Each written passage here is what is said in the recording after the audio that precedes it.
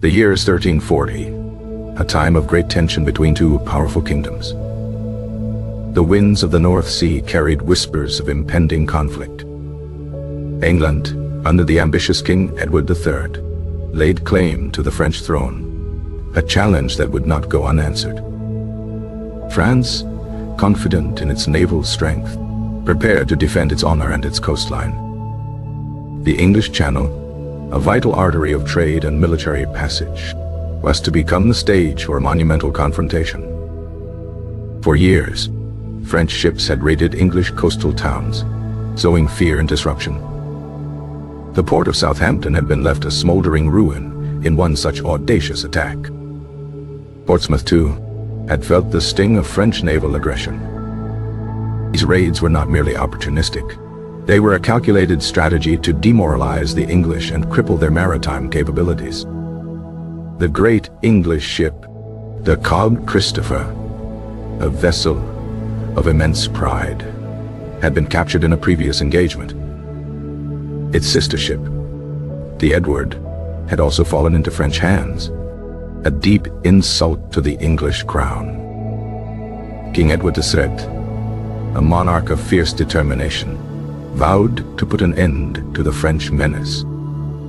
He resolved to take the fight to the enemy, to meet them on the sea and crush their naval power in a single, decisive blow. A great fleet was summoned, a call to arms echoing through every English port. From the bustling harbors of London to the quiet fishing villages of Cornwall, ships were requisitioned for the war effort. Dirty merchant cogs, the workhorses of English trade, were converted for battle. Their high, rounded hulls were reinforced, and fighting platforms, known as forecastles and aftercastles, were hastily constructed. These structures would provide a crucial advantage, giving English archers a higher vantage point. The fleet was a motley assembly, a testament to England's maritime spirit, combining royal warships with humble trading vessels.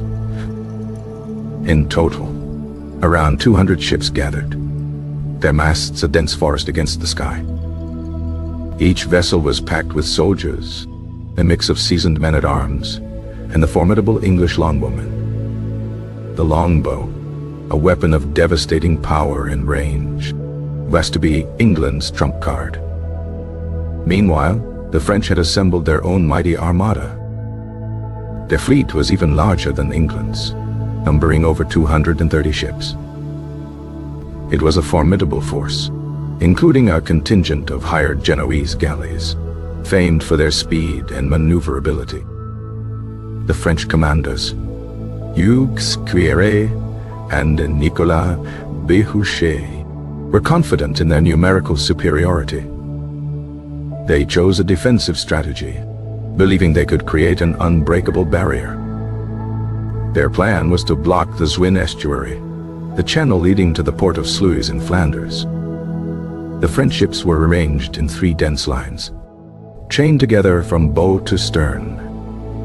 This created a massive, floating fortress, seemingly impenetrable. However, this tactic, while appearing strong, had a fatal flaw.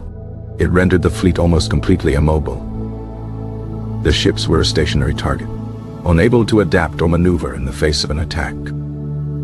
On the morning of June 24th, the English fleet was sighted off the coast. A sense of anticipation rippled through the French lines.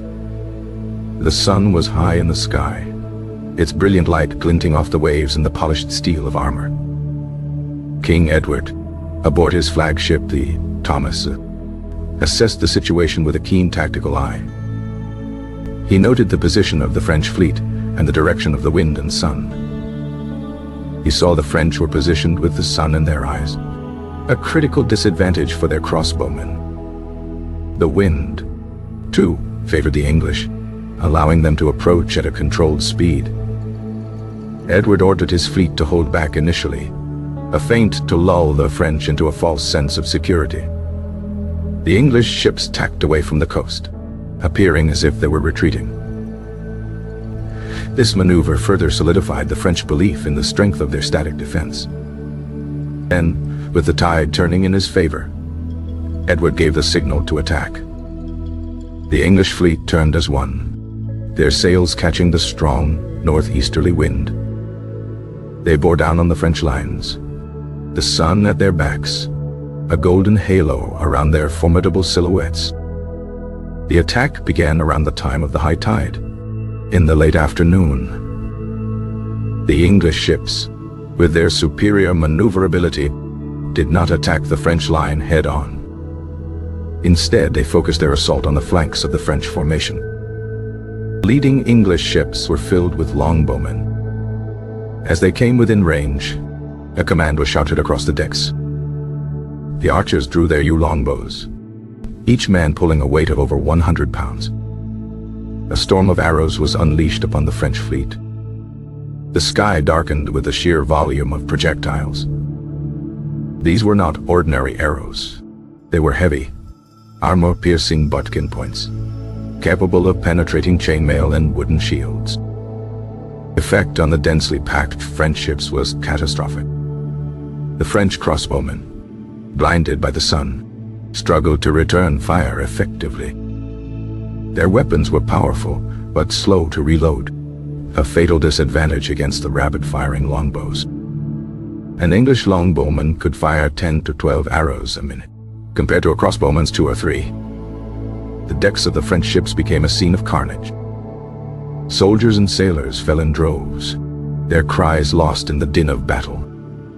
The English ships closed the distance, their grappling hooks thrown across the gap.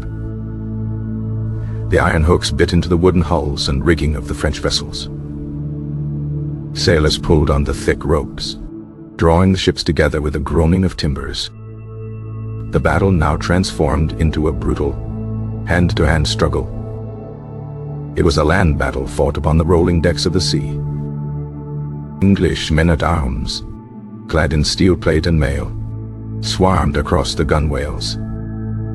They wielded swords, axes and maces, their faces grim with determination.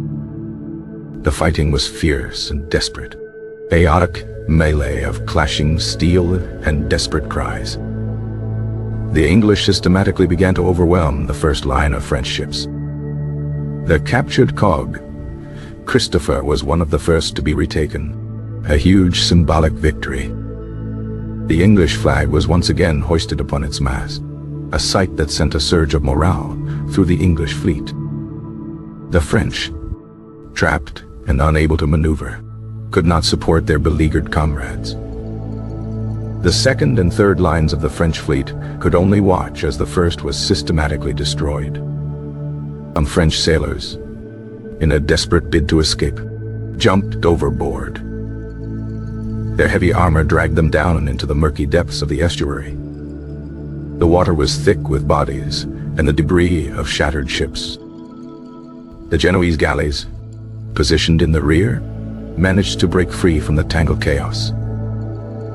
Their oarsmen pulled hard, and a handful of these swift vessels escaped into the open sea. But for the main French force, there was no escape. The battle raged for hours, a relentless and bloody affair.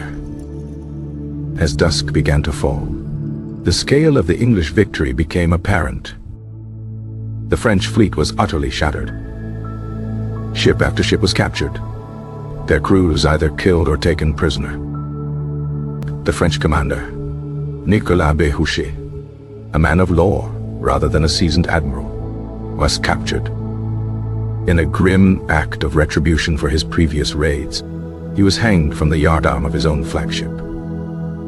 The other commander, Hugues Queyret, was also captured and subsequently beheaded. The French losses were staggering, a national catastrophe. It is estimated that between 16 and 20,000 French soldiers and sailors lost their lives. The English, by contrast, suffered relatively few casualties.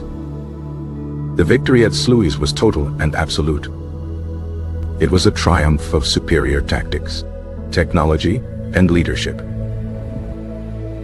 The English longbow had proven its devastating effectiveness in naval warfare. King Edward's astute use of the wind and sun had given his forces a decisive edge. Battle secured English control of the Channel for many years to come. It eliminated the threat of a French invasion of England and allowed Edward to land his armies on the continent unopposed. The news of the victory was met with jubilation in England. It was a powerful statement of English naval supremacy and a major turning point in the early stages of the 100 Years' War. The psychological impact on the French was profound, a blow from which their navy would take a long time to recover. The wreckage of the French fleet littered the Zwin estuary for days, a grim testament to the ferocity of the battle. The sea itself seemed stained with the blood of the fallen. The name of Sluys would be etched into the annals of military history. It was a battle that demonstrated the importance of naval power in medieval warfare. It showcased the transition from galley warfare to the age of the sailing warship. The high-castled cog, with its archer platforms, had proven its worth. The battle was a brutal and bloody affair, a stark reminder of the human cost of war. Yet for England, it was a glorious victory, a moment of national pride. The sun finally set on the scene of carnage, casting long shadows over the floating graveyard of the French Armada. The quiet lapping of the waves against the broken hulls was the only sound that remained. The English ships, battered but victorious, stood silhouetted against the twilight sky. Their crews, exhausted but triumphant, began the grim task of counting the cost. The captured French ships were a valuable prize, a significant addition to the English fleet. The prisoners, those of high rank, would be held for ransom, a common practice of the time. The Battle of Sluys was more than just a naval engagement. It was a declaration of intent. It signaled England's arrival as a major European military power. The echoes of this victory would resonate throughout the long and bitter conflict that was the 100 Years' War. The strategic implications were immense, shaping the course of the war for decades. The control of the sea lanes to Flanders was now firmly in English hands. This allowed England to support its Flemish allies and to exert economic pressure on France. The French king, Philip VI, was said to have been so devastated by the news that no one dared to tell him directly. A court jester was reportedly the one to break the news, joking about the cowardice of the English for not daring to jump into the sea as the French had. The victory solidified Edward III's reputation as a great warrior king. Personal leadership and tactical acumen had been instrumental in the outcome. The English soldiers and sailors returned home as heroes. Their victory was celebrated in songs and ballads for years to come. The battle became a legendary tale of English courage and ingenuity. It served as a powerful piece of propaganda for the English crown. The memory of Sluys would inspire future generations of English seamen. It marked the beginning of England's long and storied naval tradition. The strategic importance of controlling the English Channel was a lesson learned in blood. The battle was a brutal, unforgiving, and decisive clash of medieval naval power. The French had paid a terrible price for their tactical inflexibility. Their reliance on a static defensive line had been their undoing. The English, with their dynamic approach, had exploited this weakness mercilessly. The longbow had once again proven to be the master of the medieval battlefield, whether on land or at sea. The sheer speed and volume of fire from the English archers was something the French had no answer for. The high castles on the English cogs provided the perfect platforms for these deadly weapons.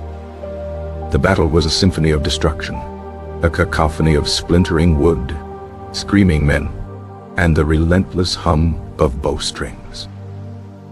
The salt spray mingled with the blood of the wounded and the dying. The sun, which had been an ally to the English, slowly dipped below the horizon. The moon rose to illuminate a scene of utter devastation. The tide, which had carried the English to victory, now ebbed away, leaving behind the grim detritus of war. The victory at Sluys was a defining moment for the English nation. It was a day of immense pride and savage triumph.